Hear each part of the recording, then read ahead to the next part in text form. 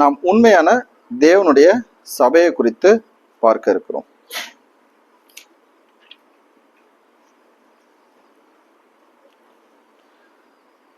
நீங்க என்ன நினைக்கிறீங்க? உண்மையான சபைன்னா என்ன நினைக்கிறீங்க?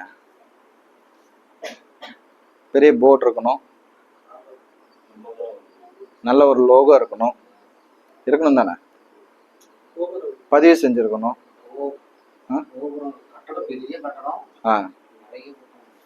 ஓகே ஓகே சபையை குறித்ததான நமக்கு பலதரப்பட்ட கருத்துக்கள் உண்டு.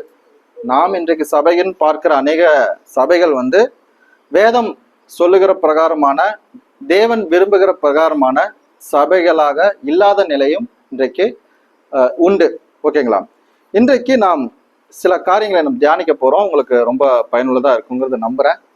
எனக்கு ஆச்சரியப்படுத்துற மாதிரி அந்த ஆச்சரியத்தை உங்களுக்கு கொடுக்கணுங்கிறத நான் ஆண்டவர்கிட்ட வேண்டிக்கிறேன். ஓகே, வெளிப்படுத்தின விசேஷத்துல சொல்லப்பட்ட 7 சபைகள்ல உபத்திரவங்கள் மத்தியிலும் குறுகிய பலன் மத்தியிலும் 2 சபைகள் உண்மையா இருந்துச்சு. எந்த சபைன்னு தெரியுமா உங்களுக்கு? ஓகே, பல உபத்திரவங்களுக்கு மத்தியில சிமர்னா சபையும், சிறிய பலனோட கூட ஒரு உண்மையுள்ள சபையாக பிலதெல்பா சபையும், 2 சபைகள் எந்தவித குற்றங்களையும் கண்டுபிடிக்க முடியாத குற்றமில்லாத சபைகளாக ஃபால்ட்லெஸ் சர்ச்சஸ்ன்னு சொல்லுவாங்க இருந்திருக்கிறது என்பதை இந்த வெளிப்படுத்தின விசேஷத்துல நாம் வாசிக்க முடிகிறது. அப்போஸ்தலனாகிய யோவான் பத்மு தீவில் இருக்கும்போது அவருடைய தரிசனத்துல இயேசு கிறிஸ்து அவருக்கு காண்பிக்கிற காரியங்கள்ல ஆசியாவில் இருக்கிற எபேசு, சிமிர்னா, பெர்கமு, தியத்திரா, சர்தை, பிலதெல்பியா, லவோதோக்கியா பட்டணங்களில் இருக்கிற 7 சபைகளுக்கு எழுதும்படியாக இயேசு கிறிஸ்து யோவான் மூலமாக சொல்லுகிறதையும் யோவான் எழுதி வைத்திருக்கிறதையும் நாம் பார்க்கிறோம். இந்த 7 சபைகளை குறித்து ஒரு சிறிய அறிமுகம் கொடுத்துட்டு அந்த உண்மையுள்ள அந்த 2 சபைகளை குறித்து பார்த்தா நல்லா இருக்கும்னு நினைக்கிறேன். சரிங்களா? இந்த 7 சபைகளுக்கும் எழுதப்பட்ட காரியத்துல அவர்களுக்கு பாராட்ட வேண்டிய காரியங்கள் இருந்தால் பாராட்டப்பட்டிருக்கிறது, குறைகள் இருந்தால் மனம் திரும்பும்படியாக கண்டிக்கப்பட்டிருக்கிறது. அதற்கு தேவன் அழைப்பையும் வாக்குறுதியும் கொடுக்கறது நீங்க என்ன பண்ண முடியும்? நீங்கள் பார்க்க முடியும். குறிப்பாக பாத்தீங்கன்னா எபேசு சபையை குறித்து சொல்லும் போது அது அன்பை இழந்த ஒரு சபையாக நாம் பார்க்க முடிகிறது. சிபர்னா சபையை பார்க்கும்போது அது ஒரு உபத்திரவப்பட்ட சபையாக பார்க்க முடிகிறது. பெர்கமு பத்தி பார்க்கும்போது அது ஒரு சமரசம் செய்த சபையாக பார்க்க முடிகிறது. தியத்தீராவை பற்றி பார்க்கிறோம், அது ஒரு பொறாமையுள்ள சபையாக இருந்திருக்கிறது. சர்தையை பற்றி பார்க்கிறோம், அது ஒரு உயிரற்ற சபையாக இருக்கிறது. பிலதெல்பியாவை பற்றி பார்க்கிறோம், அது ஒரு உண்மையுள்ள சபையாக இருந்திருக்கிறது. லவோதோக்கியா சபையை பற்றி பார்க்கிறோம், அது ஒரு மந்தமான சபையாக இருக்கிறது. அப்ப இந்த 7 சபைகளை குறித்து இயேசு கிறிஸ்து யோவான் மூலமாக வெளிப்படுத்தின விசேஷத்துல பேசுகிறதுல இருந்து குற்றமற்ற 2 சபைகளை நம்ம பார்க்கலாம். அவங்க கிட்ட இருந்து நம்ம சில பாடங்களை என்ன பண்ணலாம்? கற்றுக்கொள்ளலாம். ஓகே, முதலாவதாக நாம் பார்க்க போறது சிமிர்னா சபை. அந்த 7 சபைகளுடைய வரிசையில 2வதாக இருக்கக்கூடிய சிமிர்னா சபை. அந்த சபையினுடைய நகரத்தினுடைய ஒரு பின்னணியை குறித்து நான் சொல்ல விருப்பப்படுறேன். இந்த சபை குறித்து சொல்லும் போது இந்த உபத்திரவம், பாடு, சோதனை, தரித்திரம், தூசணம், காவல், இதன் மத்தியிலும் கூட இந்த சபையானது உண்மையில விசுவாசத்துல உண்மையுள்ளதாக இருந்திருக்கிறது. இது இருந்த அந்த புவியியல் அமைப்பு, சரித்திர பிரகாரமான நகரத்தை குறித்து பார்க்கும்போது இந்த சிமிர்னாங்கிறது தற்போது துருக்கியில இருக்கிற இஸ்மிர் என்ற இடத்துல ஆசியா மைனர்ல இருக்கக்கூடிய ஒரு செழிப்பான துறைமுகம் சார்ந்த ஒரு நகரத்தை குறிக்கக்கூடியதாக இருக்கு. சிமிர்னாங்கிறது எங்க இருக்கு? இன்றைய இருக்கிற துருக்கியில் இருக்கிற ஒரு துறைமுக நகரம் தான் சிமிர்னா. இது ஒரு அழகான பெரும் செல்வம் நிறைந்த ஒரு நகரம். இதை எப்படி அழைப்பாங்கன்னா ஆசியாவின் ஆபரணம் என்று இந்த சிமிர்னாவை அழைப்பார்கள். சில பட்டணங்களுக்கு சில பெயர்கள், இப்ப இந்தியால சொல்லணும்னா தமிழ்நாட்டுல குட்டி ஜப்பான் ஒரு கண்ட்ரிக்கு சொல்லுவாங்க. ஏன்? அங்க வெடிமருந்து சார்ந்த உற்பத்தியில அவங்க சிறந்த உலகம் முழுவதும் பிரபலமா இருக்கிறதுனால அப்படி சொல்லுவாங்க. சில பட்டணங்களுக்கு அந்த மாதிரி பெயர்கள் இருக்கிற விதமாக சிமிர்னா சபைக்கு அது செல்வம் மிகுந்து இருந்ததுனாலே ஆசியாவின் ஆபரணம் என்று அழைக்கப்பட்டது. இது ரோம பேரரசனுடைய கட்டுப்பாட்டில் இருந்ததுனாலே இதனுடைய வழிபாட்டு முறையிலே இம்பீரியல் கல்ட் அல்லது அந்த பேரரசர் டைரீசியரை வணங்கும்படியான ஒரு கோயிலும் என்ன பண்ணப்பட்டிருக்கு அந்த பகுதியில இருந்திருக்கு. அவருக்கு தான் அது அர்ப்பணிக்கப்பட்டிருந்துச்சு அந்த கோயில். அப்போ ஒவ்வொரு குடிமகனும் வருடத்துக்கு ஒரு முறையாவது அந்த கோவிலுக்கு சென்று சீசர் தான் ஆண்டவர் என்று அறிக்கை செய்து தூபம் காட்டணும். புரியுதுங்களா? சிமர்னா சபை ஒரு துறைமுகம் சார்ந்த ஒரு பட்டணத்தில் இருந்தது. அந்த சபை ஆசியாவினுடைய ஆபரணம் என்று அழைக்கப்பட்டது. ஏனென்றால் செல்வம் நிறைந்த ஒரு பட்டணமாக அது இருந்தது. ரோம பேரரசனுடைய கட்டுப்பாட்டில் இருந்தது. ரோம பேரரசனுடைய அரசராக இருந்த டைபீரியஸ் என்பவர், அவர் ஒரு கோயில், அவருக்கு அர்ப்பணிக்கப்பட்ட ஒரு கோயிலில் ஆண்டுக்கு ஒரு முறை சீசர் தான் ஆண்டவர் என்று அறிக்கை செய்து அங்க என்ன பண்ணணும்னா தூபம் காட்டணும். முதல் நூற்றாண்டுல சபை ஸ்தாபிக்கப்பட்ட ஆரம்பத்துல கிறிஸ்தவர்கள் இதை செய்ய மறுத்தாங்க. ஏன்? அவர்கள் மற்றவங்களை தெய்வங்களாக என்ன பண்ண மாட்டாங்க, வழிபட மாட்டாங்க. அதனால என்ன பண்ணாங்க, அந்த வார்த்தைகளை சொல்லாமல் அவர்கள் அதுக்கு எதிர்த்து மறுத்து நின்றிருக்கார்கள். அது நிமித்தமாக அவர்கள் துரோகிகள் என்று அரசாங்கத்தினால அவர்கள் சொல்லப்பட்டனர். இந்த நகரத்துல வாழ்ந்த யூதர்கள் கூட கிறிஸ்தவர்களுக்கு எதிராக ரோம அதிகாரிகளிடம் போய் பொய்யான குற்றச்சாட்டுகளை கூறி அந்த ரோம அதிகாரிகள் கிறிஸ்தவர்களை துன்புறுத்தும்படி அவர்கள் தூண்டினார்கள். இதனால் அந்த அந்த சிமர்னா சபையில சொல்லும் போது சாத்தானுடைய கூட்டம் என்று யூதர்களை பத்தி என்ன பண்ணப்பட்டிருக்கோம், சொல்லப்பட்டிருக்கிறதை பார்ப்போம். அப்ப இதுதான் ஒரு சரித்திர பின்னணி.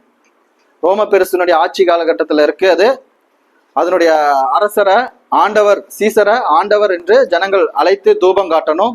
அது ஒரு பெரிய துறைமுக பட்டணம். இப்ப இந்தியாவில் எப்படி முக்கியமான நகரங்கள் கடல் சார்ந்து வணிகம் சார்ந்து துறைமுகம் சார்ந்து இருக்குதோ அதுதான் பிரபலமான பட்டணங்களா இருக்கும். உதாரணத்துக்கு சென்னை, மும்பை, கொல்கத்தா, இதெல்லாம் பார்த்தீங்கன்னா துறைமுகம் சார்ந்த பட்டணங்களும். அதே போல ஆசியாவினுடைய ஆபரணம் என்று அழைக்கப்பட்டது தான் இந்த சிமிர்னா. இந்த சிமிர்னால இருந்த கிறிஸ்தவர்கள் அவர்கள் சீசரை அவரை ஏற்க மறுத்ததினால் அவர் தேச துரோகிகளாக கருதப்பட்டனர். யூதர்களே கிறிஸ்தவர்களை பொய்யான குற்றச்சாட்டுகள் மூலமாக துன்பப்படுத்தும்படியாக ரோம பேரரசை தூண்டினதை பார்க்கிறோம். அதனால் அவர்கள் சாத்தானுடைய கூட்டம் என்று கூட யூதர்கள் அழைக்கப்பட்டனர். இந்த சபையினுடைய நிலையை குறித்து பார்க்கும்போது இந்த சிமிர்னா சபை ஒரு ஏழை சபையாக இருந்திருக்கிறது. ஏன் ஏழையாக இருப்பாங்கன்னு நினைக்கிறீங்களா? இந்திய ஆசியாவினுடைய ஆபரணம் என்று அழைக்கப்படுகிறது. ஆனா சபை மிக ஏழை சபையாக இருந்திருக்கு. எதனால இருக்கும்னு நினைக்கிறீங்க? சீசரை வழங்காதனால சொத்துக்கள் எல்லாம் முடக்க செஞ்சிருப்பாங்க. ரோம பேரரசருக்கு எதிராக இவர்கள் தேச துரோகிகளாக கருதப்பட்டதுனால அந்த காரியங்களை அவங்க என்ன பண்ணிருப்பாங்க, அரசாங்கமே எடுத்துக்கொண்ட காரணத்தினால இங்க இருந்த சபை மிக ஒரு ஏழை சபையாக இருந்திருக்கு. ஆனால் ஆவிக்குரிய வாழ்வில் அவர்கள் உண்மை உள்ளவர்களாக இருந்ததுனால ஆண்டவர் அவங்களை பார்த்து ஐஸ்வர்யவான் என்று அழைக்கிறார். எந்த சபைய? உலக பிரகாரமான ஏழை, ஆனால் தேவனுடைய பார்வையில் அவங்க யாரு? ஐஸ்வர்யமான சபையாக அது இருந்திருக்கு. இந்த சிமர்னா சபையினுடைய சரித்திரத்தை எடுத்து பார்க்கும்போது இது அப்போஸ்தலர்களால் ஸ்தாபிக்கப்பட்டதாக நேரடி வசனங்களோ ஆதாரங்களோ புதிய ஏற்பாட்டில் எங்கும் இல்லை. ஆனாலும் அப்போஸ்தலனாகிய பவுலுடைய ஊழியத்தின் போது, அதாவது எபேசுல பவுல் ஊழியம் செய்த போது, அப்போஸ்தலர் 19 அதிகாரம் 10ஆம் வசனத்துல வாசிங்களா. அப்போஸ்தலர் 19 அதிகாரம் 10ஆம் வசனம். நடந்ததினாலே ஆசியாவில் குடியிருந்த யூதரும் கிரேக்கருமாகிய எல்லாரும் கர்த்தராகிய இயேசுவின் வசனத்தை கேட்டார்கள். ஆசியாவில் குடியிருந்த யூதரும் கிரேக்கரும் கர்த்தராகிய இயேசுவின் வசனத்தை கேட்டார்கள். அப்ப பவுலுடைய எபேசு பட்டணத்துல அவர் செய்த ஊழியத்தின் நிமித்தமாக, அங்க கேட்டது நிமித்தமாக இந்த சபை உருவாகி இருக்கலாம் என்று வரலாற்றின் மூலமாக நம்பப்படுகிறது. ஏனென்றால் சிமிர்னா சபை எபேசு பட்டணத்துக்கு மிக அருகாமையில் இருந்த ஒரு சபையாக இருக்கிறது. இந்த சபையினுடைய தலைவரை குறித்து பார்க்கும்போது பொலிகார்ப்புங்கிற ஒரு தலைவர். இந்த சபை எப்ப ஸ்தாபிக்கப்பட்டதுன்னா கிபி 52 இருந்து 55க்குள்ள ஸ்தாபிக்கப்பட்டிருக்கலாம் நம்பப்படுகிறது. இந்த போலிகார்ப் என்ற நபர், அவருடைய ஊழியம் பார்த்தீங்கன்னா கிபி 69 இருந்து 155க்குள்ள. இவர் இந்த சிமிர்னா சபையினுடைய மிக முக்கியமான புகழ்பெற்ற ஆரம்ப கால தலைவராக ஒருத்தர் இருந்திருக்கார். இவர் அப்போஸ்தலனாகிய யோவானுடைய நேரடி சீசர். இவர் பேர் என்ன? பொலிகார்ப். பொலிகார்ப்புங்கிறவர் அப்போஸ்தலனாகிய யோவானுடைய நேரடி சீசர். இவர் கிபி 100ல அந்த ஆண்டனுடைய பிற்பகுதியில சிமர்னாவுடைய பிஷப்பாக இவர் பணியாற்றினார். 2ஆம் நூற்றாண்டுல அப்போஸ்தலர்களுடைய போதனைகள் அடுத்த தலைமுறைக்கு, அடுத்த நூற்றாண்டு சபைக்கு கடத்துவதற்கு மிக முக்கிய பங்கு ஆற்றினது யாருன்னு பாத்தீங்கன்னா இந்த போலிகார்ப்பு தான். சரிங்களா? இவர் தன்னுடைய 86வது வயதுல ரோமர்கள் இவரை சீசர் ஆண்டவர் என்று வணங்க சொன்ன போது அவர் வணங்குவதற்காக அவர் மறுத்துவிட்டார்.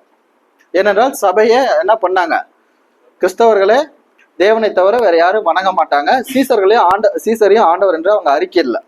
அப்ப அவர் மரிக்கும் போது சொன்னாரு, நான் 86 ஆண்டுகளாக கிறிஸ்துவுக்கு ஊழியம் செய்து வருகிறேன், அவர் எனக்கு ஒருபோதும் தீங்கு இழைக்கவில்லை, என்னை ரட்சித்த என் அரசரை நான் எப்படி தூசிக்க முடியும் என்று சொல்லி அவர் ரத்த சாட்சியா மரிச்சார். இவருடைய உயிர் தியாகத்தின் நிமித்தமாக இப்பொழுதும் கூட இவரை பற்றிதான சான்றுகள் வரலாறு நமக்கு அறிவிக்கிறது. அப்ப இந்த சபைக்கு சொல்லும் போது நீ மரண பரியந்தம் உண்மையா இருன்னு சொல்லி ஆண்டவர் சொல்லுவார் என்ற வார்த்தைக்கு, அந்த வார்த்தைக்கு சான்றாக வாழ்ந்த சபை ஒன்று உண்டு என்றால் சிமிர்னா தான். மரண பரியம் அவங்க உண்மையா இருந்தாங்க, உயிர் தியாகம் செய்வதற்கும் ஆயத்தமாக இருந்தாங்க. பொலிகார் ஒரு முன்மாதிரியாக இந்த வார்த்தைக்கு கீழ்ப்படிந்த ஒரு நபராக அவர் உயிர் தியாகம் செய்திருக்கிறார். சிமிர்னா சபை இப்படிப்பட்ட உபத்திரவம் பாடுகளுக்கு மத்தியிலும் மரண பரிந்தம் உண்மையா இருந்தது, விசுவாசத்தில் நிலைத்திருந்தது, அவர்கள் உயிரை கிறிஸ்துவுக்காக தியாகமாக கொடுக்கிற ஒரு சபையாக இருந்திருக்குங்க. சிமிர்னா சபையில இருந்து இது பார்க்கிறோம். இரண்டாவதாக பிலதெல்பியா சபையை குறித்து நம்ம பார்க்கலாம். வெளிப்படுத்தின விசேஷம் 3ஆம் அதிகாரம் வசனங்கள் 7 to 13 வசனங்கள் நம்ம வாசிக்கிறோம்.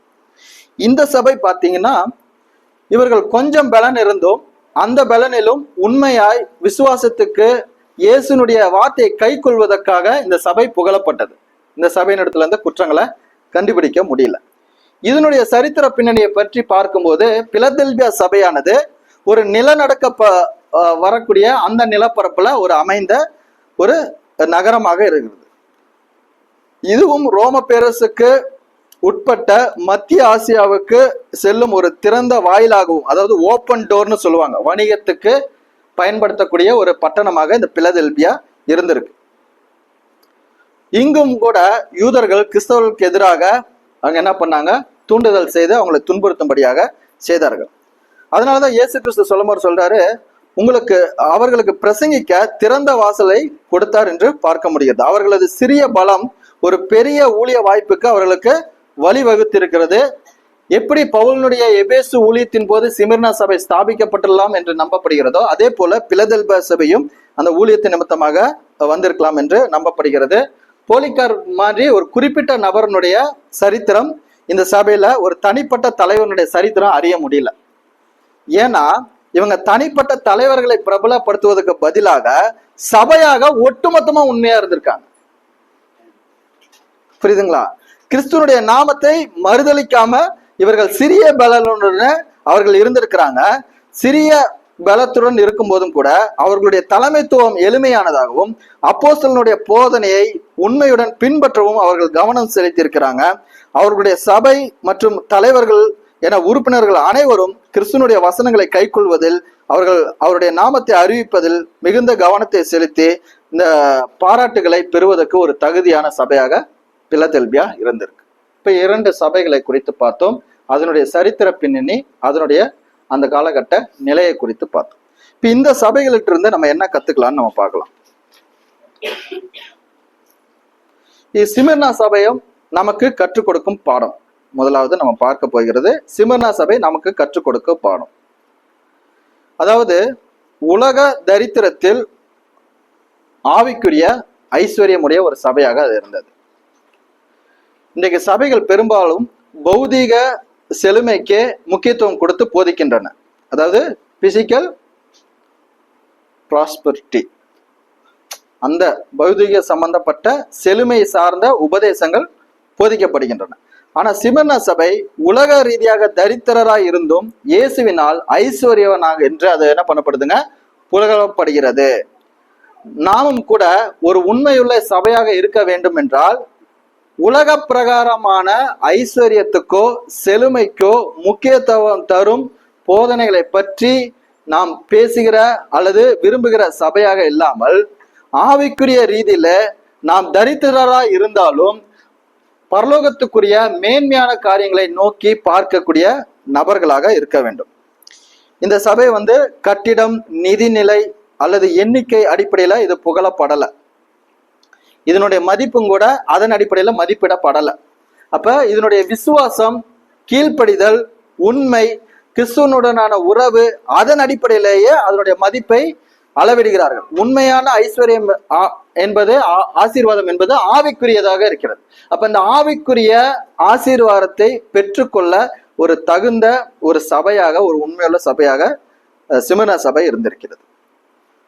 அப்ப தரித்திரத்துல ஆவிக்குரிய ஆசீர்வாதம் கொண்ட சபையாக இருக்கிறது. இரண்டாவதாக அவங்களிடமிருந்து நம்ம கற்றுக்கொள்ள வேண்டியது, சோதனையிலும் அது சகிப்புத்தன்மையோட கூட செயல்பட்டது. விசுவாசத்துக்காக வரும் உபத்திரவத்தையும் சோதனையும் அது தைரியத்துடன் எதிர்கொண்டது.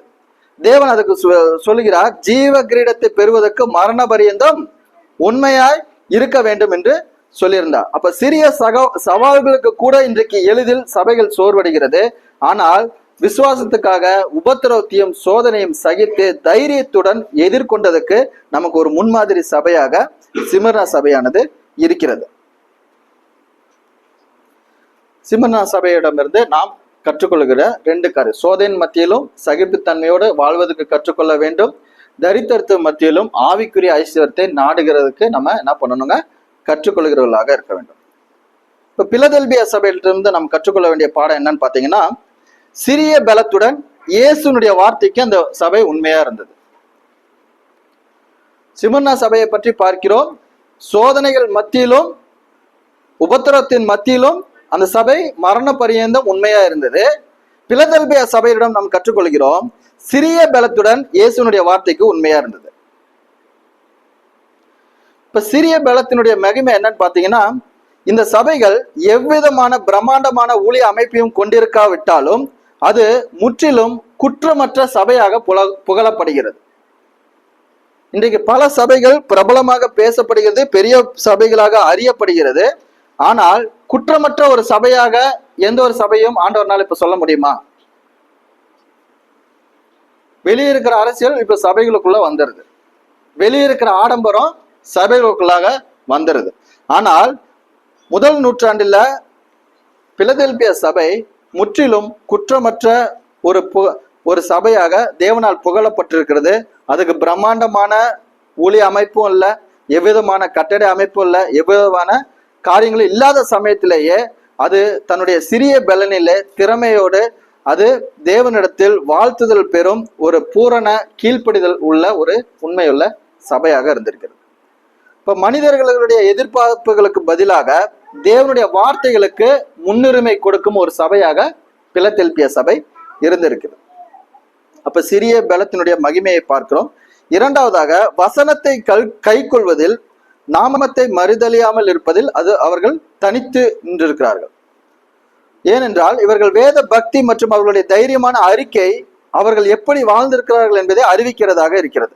அவர்கள் வசனங்களை கேட்கிறவர்களாக மாத்திரமல்லாமல் அவர்கள் தங்களுடைய வாழ்க்கையில் கடைபிடித்து நடக்கிற ஒரு சபையாகவும் அவர்கள் இருந்திருக்கிறார்கள். போதனையை சமரசம் இல்லாமல் தைரியமாய் அவர்கள் என்ன பண்ணியிருக்காங்க, அறிக்கை செய்திருக்கிறார்கள். இவர்களுக்கு உண்மையான வெகுமதியாக திறந்த வாசல் அவர்களுக்கு கொடுக்கப்பட்டது. திறந்த வாசல் என்பது சுவிசேஷத்தை அறிவிப்பதற்கான வாய்ப்புகளை அவர்கள் அடையாளம் கண்டு துணிச்சலுடன் அதை அறிவிப்பதற்கான வாய்ப்புகள் அவர்களுக்கு திறந்து இருந்தது.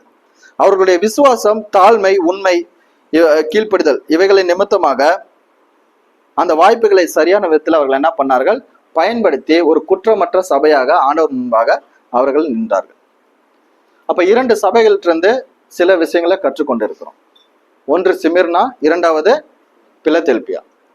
இப்ப இன்றைக்கு நாம் இருக்கிற சபைகளாகட்டும், நம்முடைய தனிப்பட்ட ஊழிய காரியங்களாகட்டும், நாம் எப்படிப்பட்டவங்களா இருக்கிறோம்?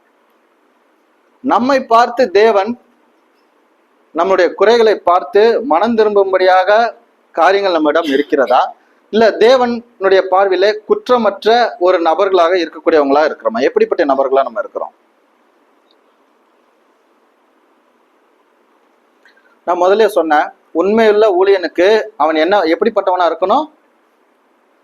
சேவை மனப்பான்மையோட கூட, தியாக மனப்பான்மையோட கூட பணிவிடை செய்யக்கூடியவனாக இருக்கணும். சிமர்னா சபைக்கு அது இருந்திருக்கா? இப்ப 7 சபைகளை வரிசைப்படுத்துறாருல, 7 சபைகளை வரிசைப்படுத்தும் போது குற்றமற்ற 2 சபைகள் இருக்கு. அதுல சிமர்னா தான் முதல்ல சொல்லப்படுகிறது, இரண்டாவதாக பிலதெல்பியா சொல்லப்படுகிறது. ஏன் சிமர்னா முதலாவது சொல்லப்படுகிறதுனா, தங்களுடைய உண்மைக்காக மரண பரியந்த அவங்க உண்மையுள்ளவங்களா இருந்தாங்க. அதை வழிநடத்தக்கூடிய தலைவர் உயிர் தியாகம் செய்வதற்கு மற்றவர்களுக்கு முன்மாதிரியா இருந்தார். தன்னுடைய ஊழியத்தின் போது என்ன சொன்னாருங்க? தன்னுடைய ஊழியத்தின் போது தனக்கு ஒருபோதும் தீங்கு செய்யாத தேவனை, நான் என்னை ரட்சித்த தேவனை எப்படி தூசிப்பது, மறுதளிப்பது என்று சொல்லி தன்னுடைய உயிர் தியாகம் செய்வதற்கு தன்னை ஒப்பு கொடுத்த தலைவனால் வழிநடத்தப்பட்ட ஒரு சபையாக சிமர்னா சபை இருக்கிறது. பிலதெல்பியா சபையை பற்றி பார்க்கும்போது ஒரு தனிப்பட்ட நபர் புகழப்படுவதற்கு காட்டிலும் அவர்கள் கூட்டமாக புகழப்படுகிறார்கள். அவர்கள் உண்மையுள்ளவர்களாக அவர்கள் இருந்திருக்கிறதை பார்க்க முடிகிறது. பலன் எவ்வளவுன்னு பாத்தீங்கன்னா சிறிய பலன் தான், ஆனால் அதிக மகிமையுள்ள ஊழியத்தை அவங்க செஞ்சிருக்காங்க. சரிங்களா?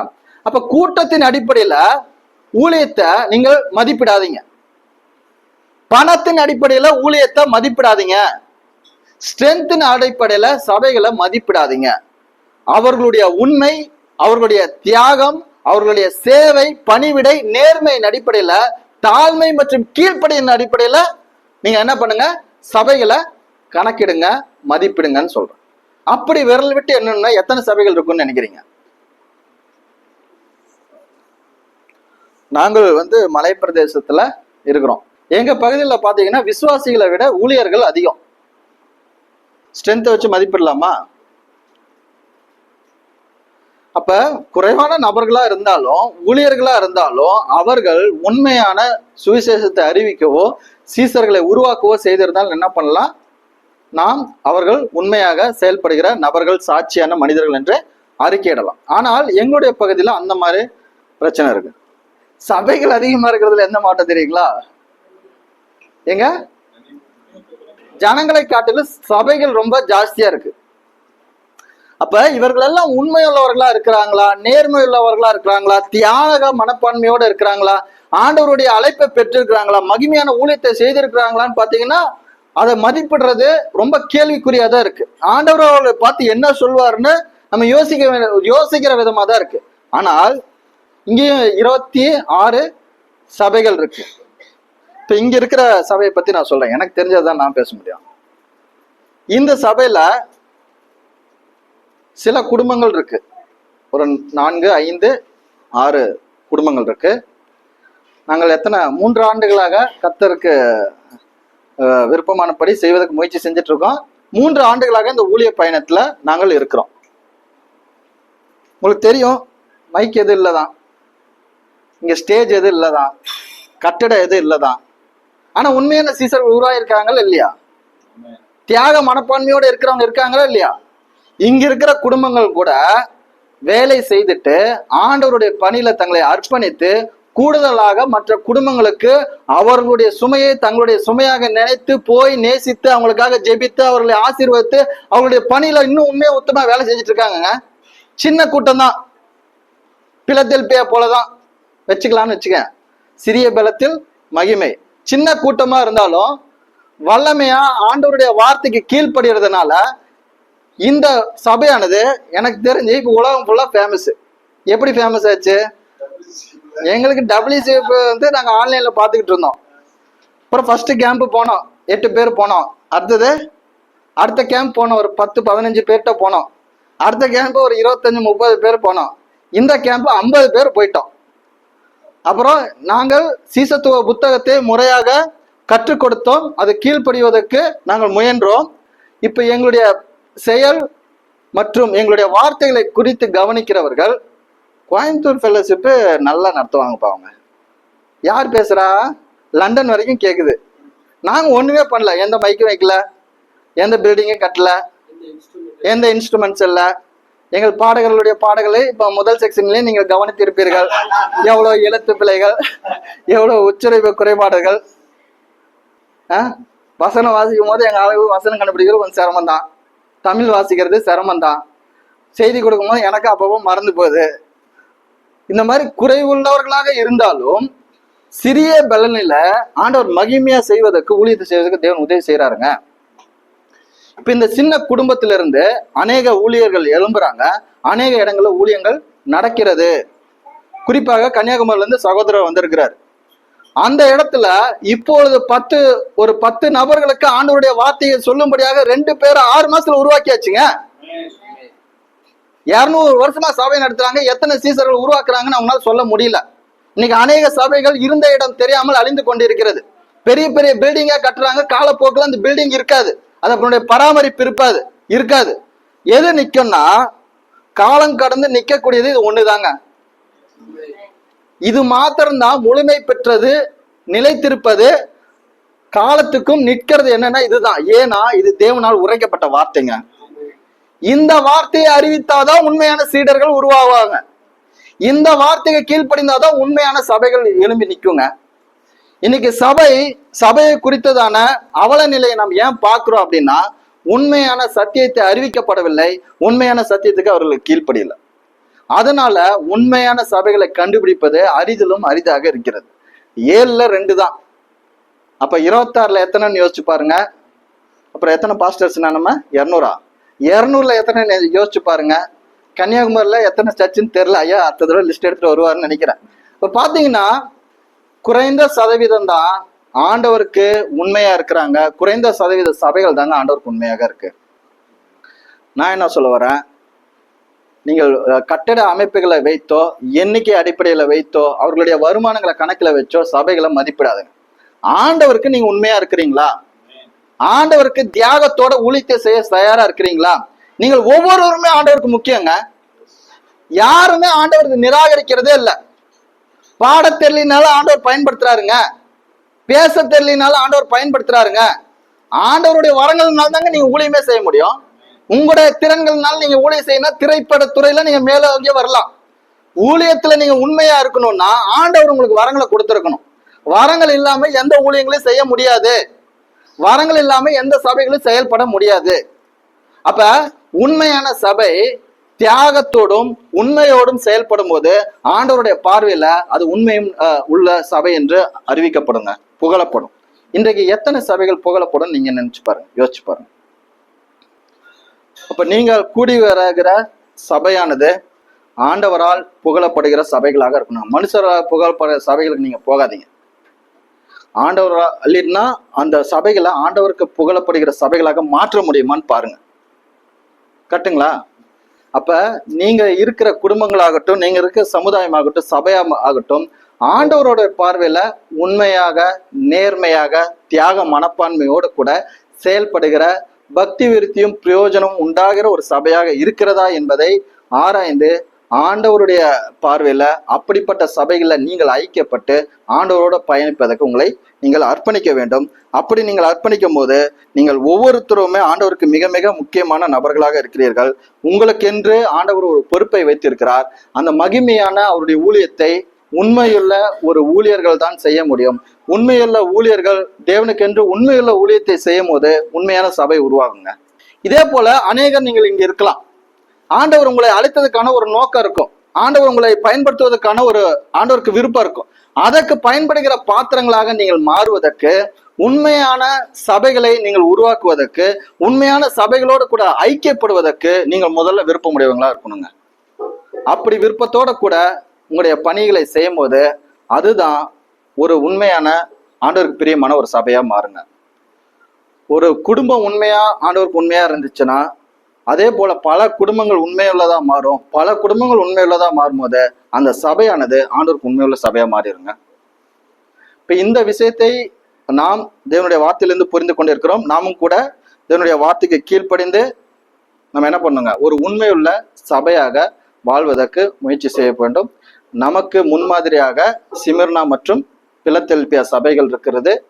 உபத்திரவ மத்தியிலே மரண பரியந்தம் உண்மையாக இருந்து தியாக மனப்பான்மையினாலே தன்னுடைய விசுவாசத்தில் உண்மையாக இருந்தது சிமர்னா சபை. பிலதெல்பியா சபை சிறிய பலனாக இருந்தாலும் அதுக்கு அதிக வல்லமை இருந்தது. தேவன் டோரை ஓபன் பண்ணி கொடுத்தாருங்க. பூட்டி இருக்கிற கதவை போய் ஏன் தட்டிட்டு இருக்கீங்கிறேன்.